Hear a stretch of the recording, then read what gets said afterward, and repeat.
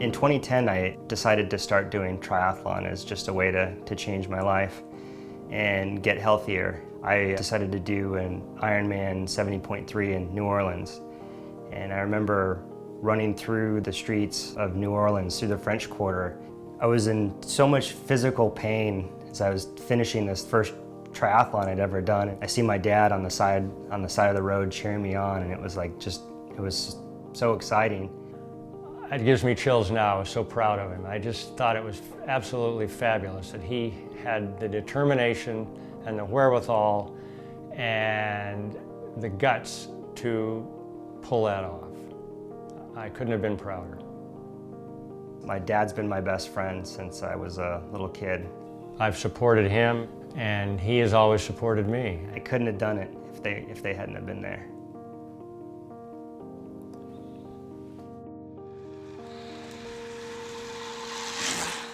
I decided, actually, while I was in New Orleans, I signed up for a race in Hawaii. So I started preparing for that and training, and I was at work one day and I saw that my dad's favorite running shoes were on sale. So I called his cell phone and my mom answered. Then she started crying and she said, "I don't think your dad's going to be running anytime soon." I was like, "What?" My dad was diagnosed with prostate cancer. I talked to the doctors, and he had talked to his friends and that had been through this, and he had decided on surgery. And he told me that he had scheduled the surgery for the week after my race, and he told me as long as him and my mom were around, they would be there. They would follow me anywhere around the world to watch me race. So we were going to Hawaii. I was so happy that he was there, but I wasn't sure, if it was the last time or if it would ever really be the same. 3 months later, I had my first PSA test. It was clear, and I've had 2 or 3 since, and they've all been clear, and moving on.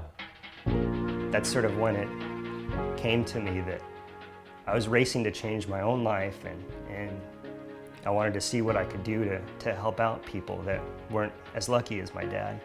So within a few months of starting Season 1 racing, 20 people had started doing triathlon or doing races. So I'm using Season 1 racing to raise money for Cancer Hope Network.